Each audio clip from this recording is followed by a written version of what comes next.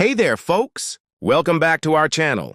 Today we're going to talk about a common issue with the Kia Soul, the steering column making a clicking noise. Don't worry, we've got you covered. You see, the problem is with the steering dampener in the electrical motor. To fix it, you'll need to remove the steering wheel covers and the lower panel, which is attached with two Phillips screws. Once that's done, you'll see two 10mm bolts that need to be removed. After that, you'll need to separate the two studs. Now slide out the motor and install the new one. Reinstall the motor and put the covers back on. And voila! Your Kia Soul's steering column should be clicking noise-free.